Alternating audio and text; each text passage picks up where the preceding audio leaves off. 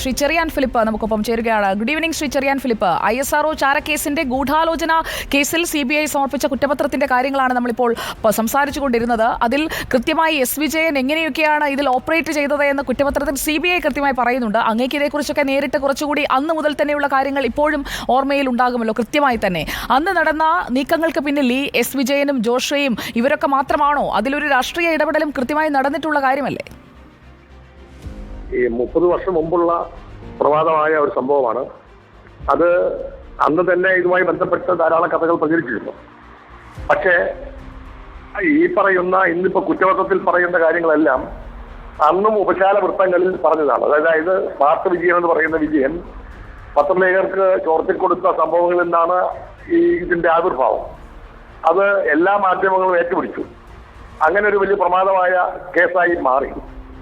അതുമായി ബന്ധപ്പെട്ട കാര്യങ്ങളെക്കുറിച്ച് ചാരവൃത്തി ഉണ്ടായിട്ടില്ലെന്നും ഉണ്ടെന്നും അത് റഷ്യയുമായി ബന്ധപ്പെട്ട ക്രയോജനിക് സാങ്കേതിക വിദ്യയുടെ കാര്യങ്ങൾ ചോർത്തിക്കൊടുത്തു എന്നുള്ള രണ്ടഭിപ്രായങ്ങൾ അന്ന് മുതൽ തന്നെ കേൾക്കുകയാണ്. പക്ഷേ നമ്പിനാരായണൻ തനിക്കുണ്ടായ ക്ഷീണം പരിഹരിക്കുന്നതിന് വേണ്ടി നഷ്ടപരിഹാരം ആവശ്യപ്പെട്ടുകൊണ്ട് സുപ്രീം കോടതിയിൽ പോയതിനു ശേഷം അദ്ദേഹം പല ഘട്ടങ്ങളിലായി നടത്തിയ ഒരു വലിയ ഹൈക്കോടതിയിൽ അദ്ദേഹത്തിന് അനുകൂലമായി വന്നു. ഡിവിഷൻ ബെഞ്ച് റദ്ദാക്കി. സുപ്രീം കോടതി പോയി. ഒടുവിൽ സുപ്രീം കോടതിയാണ് അദ്ദേഹത്തിന് നഷ്ടപരിഹാരം 50 ലക്ഷം രൂപ കൊടുക്കാൻ തീരുമാനിച്ചത്. ആ 50 ലക്ഷം രൂപ അദ്ദേഹത്തിന് സംസ്ഥാന സർക്കാർ കഴിഞ്ഞ ഗവൺമെന്റ് കാലത്ത് കൊടുക്കുകയും ചെയ്തു. പക്ഷെ അതിനേക്കാളേറെ പ്രധാനപ്പെട്ട സംഭവം ഈ നഷ്ടപരിഹാരം അല്ല. ഹലോ, കേൾക്കുന്നുണ്ട് ശ്രീ ചെറിയാൻ ഫിലിപ്പ്. നഷ്ടപരിഹാരം എന്ന് പറയുന്നത് അദ്ദേഹത്തിന്റെ കരിയറിലും ജീവിതത്തിലും നേരിട്ട നഷ്ടത്തിനൊന്നും ഒരു പരിഹാരമല്ലല്ലോ. കേസ് നടത്തിപ്പിന് ചെലവായ തുക എന്നതിനപ്പുറം 50 ലക്ഷം രൂപ എന്ന് പറയുന്നത് ഇന്നത്തെ കാലത്ത് വളരെ തുച്ഛമാണ്. നമ്പിനാരായണൻ ഉണ്ടായ അദ്ദേഹത്തിന്റെ കരിയറിലും ജീവിതത്തിലും ഉണ്ടായ പ്രയാസങ്ങളുടെ ഒന്നും വിലമതിക്കാൻ കഴിയാത്തതാണ്. അത് കഴിയില്ല. പക്ഷെ എങ്കിൽ പോലും അതിന്റെ ഭാഗമായിട്ടാണ് സുപ്രീം കോടതി തുടരന്വേഷണം CBI നടത്താൻ തീരുമാനിച്ചത്. ആ അന്വേഷണത്തിന്റെ പ്രഥമ ഘട്ടം എന്ന നിലയിലാണ് ഇപ്പോൾ കുറ്റപത്രം സമർപ്പിച്ചിട്ടുള്ളത്.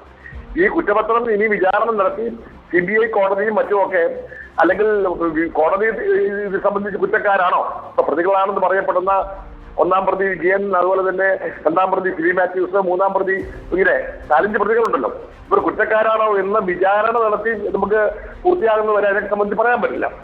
എങ്കിൽ പോലും കേരളത്തിന്റെ രാഷ്ട്രീയ നവോപഠനത്തിൽ ഏറ്റവും ഒരു കറുത്ത പാടുണ്ടാക്കിയ ഒരു സംഭവമാണ് ISRO ചാരവൃത്തി കേസ്. ഇത് നമ്മുടെ രാജ്യത്തിന് എന്തെങ്കിലും നഷ്ടമുണ്ടാക്കിയോ എന്നുള്ളത് ഇതുവരെ തെളിഞ്ഞിട്ടില്ല. അത് സംബന്ധിച്ച് റഷ്യൻ ഗവൺമെന്റുമായിട്ടുള്ള കാര്യത്തിൽ അന്തർദേശീയ ഗൂഢാലോചനയാണ് എന്ന തരത്തിലുള്ള പ്രചരണം നിൽക്കുന്നു. അതിനും വസ്തുതമായി തെളിവില്ല. രണ്ടാമത് ഈ സംഭവത്തിൽ നമ്പിനാരായണൻ ഉണ്ടായ പീഡനമാണ് ചർച്ചാ വിഷയമായതും അതിലാണ് കോടതി വിധി ഉണ്ടായതും നഷ്ടപരിഹാരം വന്നതും. ഇപ്പോൾ യഥാർത്ഥത്തിൽ 30 വർഷങ്ങൾക്ക് ശേഷം CBI കുറ്റപത്രം സമർപ്പിച്ച് ഗൂഢാലോചന കേസ് അന്വേഷിച്ച് അതിന്റെ പേരിൽ വിചാരണ ആരംഭിക്കാൻ പോകുന്നതേ ഉള്ളൂ.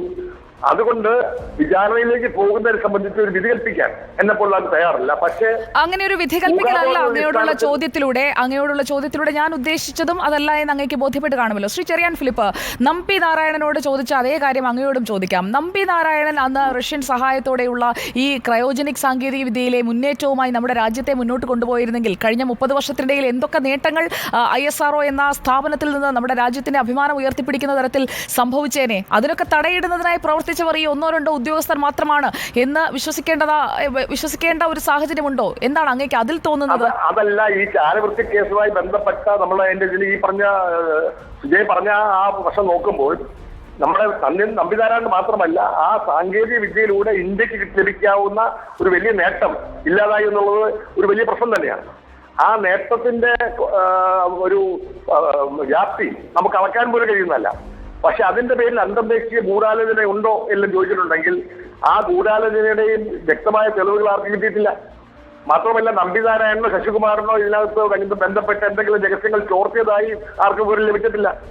അതേസമയം ഇവരുമായി ബന്ധപ്പെട്ട പീഡനം മാത്രമാണ് പുറത്തു വന്നിട്ടുള്ളത്. പക്ഷേ ഇതുമായി ബന്ധപ്പെട്ട രാഷ്ട്രീയ പ്രശ്നങ്ങളാണ് ഒരു കാലത്ത് കേരളത്തിൽ കോളൊക്കെ സൃഷ്ടിച്ചത്. അത് രാഷ്ട്രീയമാണ്. പക്ഷേ ഇപ്പോഴും ഈ നിഗൂഢമായി തന്നെയാണ് ചാരവൃത്തി കേസുമായി ബന്ധപ്പെട്ട വിഷയങ്ങൾ. ചാരവൃത്തി നടന്നിട്ടുണ്ടോ ഇല്ലയോ എന്നുള്ളത് ഇതുവരെ കണ്ടെത്തിയിട്ടില്ല. പക്ഷേ അതിന്റെ പേരിൽ നാശനഷ്ടങ്ങൾ ഉണ്ടായിട്ടുണ്ട് എന്ന് തന്നെയാണ് സാമാന്യ ബുദ്ധിയുള്ള ആളുകൾ കാണുന്നത്. പക്ഷേ അതിനകത്ത് നമ്പിനാരായണനോ ശശികുമാറോ ശാസ്ത്രജ്ഞന്മാരോ കുറ്റവാളികൾ ആണോ എന്ന് ചോദിച്ചാൽ അവർ കുറ്റവാളികളാക്കുന്ന തരത്തിലുള്ള ഒരു കാര്യവും ഇതുവരെ തെളിയിക്കപ്പെട്ടിട്ടില്ല. മാത്രമല്ല അവർക്കുണ്ടായ വ്യക്തിപരമായ നഷ്ടം, രാജ്യത്തിനുണ്ടായ നഷ്ടം മാത്രമാണ് ചർച്ചാ വിഷയമായിട്ടുള്ളത്. ഇപ്പോൾ ഈ കേസിനെ സംബന്ധിച്ചിടത്തോളം ഈ പറയുന്ന 4 പ്രതികൾ കുറ്റം നടത്തിയിട്ടുണ്ടോ എന്നതിനെ സംബന്ധിച്ച് കുറ്റപത്രത്തിൽ കറയുന്ന കാര്യങ്ങൾ മാത്രമേ നമുക്ക് മനസ്സിലായിട്ടുള്ളൂ. ആ കുറ്റപത്രത്തിൽ പറയുന്ന കാര്യങ്ങൾ ശ്രീ ചെറിയാൻ ഫിലിപ്പ്, ശാസ്ത്രജ്ഞനായ നമ്പി നാരായണനെ ചാരക്കേസിൽ ഉൾപ്പെടുത്താൻ ഗൂഢാലോചന നടന്നുവെന്ന് സുപ്രീം കോടതി നിയോഗിച്ച ജസ്റ്റിസ് ജെയിൻ കമ്മിറ്റി കണ്ടെത്തിയത് അങ്ങ് ഓർക്കുന്നുണ്ടാകുമല്ലോ. അതിനുശേഷമാണ് ഈ CBIക്ക് കൈമാറുന്നത്. അതായത് ഗൂഢാലോചന നടന്നു എന്ന് ജസ്റ്റിസ് ജെയിൻ കമ്മിറ്റി കണ്ടെത്തിയതാണ്. അതിനുശേഷമാണ് ഈ CBI അന്വേഷിക്കുന്നത്. ഇപ്പോൾ കുറ്റപത്രം സമർപ്പിക്കുന്നതും ഉന്നത പോലീസ് ഉദ്യോഗസ്ഥരടക്കം 18 പേർക്കെതിരെ CBI കേസെടുത്തതാണ്. തിരുവനന്തപുരം CJM കോടതിയിൽ FIR ഇട്ടതാണ് 2021. ആ ചരിത്രമല്ല എനിക്കറിയാം. ഞാൻ ഉപദോഷമായിട്ട് ഇതിന്റെ പുറകാലെ പോകുന്നതാണ്. നമ്പി നാരായണൻ ഞാനും തമ്മിൽ എത്രയോ തവണ ചർച്ച നടത്തിയിട്ടുണ്ട്. എത്രയോ ചാനൽ ചർച്ചകൾ ഞാനും പങ്കാളിയായിട്ടുണ്ട്. അപ്പൊ അതെല്ലാം ചരിത്ര വസ്തുതകൾ തന്നെയാണ്. ഞാൻ ആ ചരിത്ര വസ്തുതകളെ ഒന്നും നിഷേധിക്കുന്നില്ല. ചരിത്ര വസ്തുതകൾ നമുക്ക് നിഷേധിക്കാൻ പറ്റില്ലല്ലോ. എന്തായിരുന്നാലും ഇപ്പോൾ കുറ്റപത്രം സമർപ്പിക്കപ്പെട്ടു.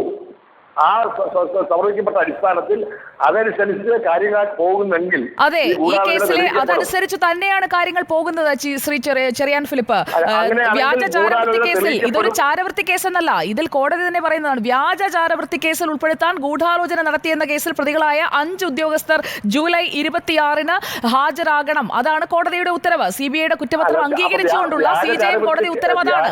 ഞാൻ ചോദിക്കുന്നത്, ഈ ഉദ്യോഗസ്ഥരെ സംരക്ഷിക്കാൻ അങ്ങേക്ക് അറിയാമല്ലോ, അങ്ങേക്ക് നന്നായി അറിയാമെന്ന് എനിക്കറിയാം. അന്ന് ഈ ഉദ്യോഗസ്ഥരെയൊക്കെ സംരക്ഷിക്കാൻ നിന്ന രാഷ്ട്രീയ നേതാക്കൾ ആരൊക്കെയാണ്?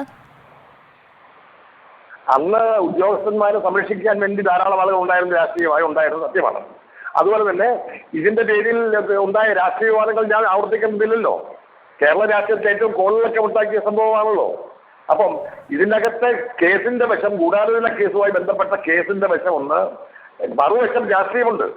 ആ രാഷ്ട്രീയം ഞാനിപ്പോൾ ഇവിടെ പ്രതിപാദിക്കാൻ ഉദ്ദേശിക്കുന്നില്ല. കാരണം ഞാൻ രചിക്കാൻ പോകുന്ന ചരിത്ര പുസ്തകത്തിൽ അതെല്ലാം വിശദീകരിക്കാൻ എന്നുള്ള തയ്യാറെടുപ്പ് നടത്തിക്കൊണ്ടിരിക്കുന്നത്. അതിന്റെ ഒരു ട്രെയിലറായി അങ്ങേക്ക് പറഞ്ഞുകൂടെ? ഒരു പുസ്തകത്തിന്റെ ഒരു പ്രൊമോ എന്തായാലും താങ്കൾ ഇറക്കുമല്ലോ. അതുകൊണ്ട് ട്രെയിലർ എന്ന നിലയിൽ ഞാൻ പറഞ്ഞ് തൽക്കാലം ഒരു വിവാദം ഉണ്ടാക്കാൻ ഇഷ്ടപ്പെടുന്നില്ല. അതൊരു അങ്ങേക്ക് അറിയാവുന്ന ഒരുപാട് കാര്യങ്ങളുണ്ട്. അന്ന് നടന്ന അന്തർനാടകങ്ങൾ പലതും അറിയാവുന്ന ആളാണ്. ചാരവൃത്തി കേസുമായി 30 വർഷമായി നടന്ന എല്ലാ കഥകളും സസൂക്ഷ്മം വീക്ഷിക്കുന്ന ഒരു ചരിത്ര വിദ്യാർത്ഥി കൂടിയാണ് ഞാൻ. അതുകൊണ്ട് അതിന്റെ എല്ലാ വശങ്ങളും അറിയാം. അതുകൊണ്ട് ആ കാര്യങ്ങളെ സംബന്ധിച്ച് നിങ്ങൾ ചോദ്യങ്ങൾക്ക് അപ്പുറം പോകാൻ ഞാനിപ്പോൾ തയ്യാറാവുന്നില്ല.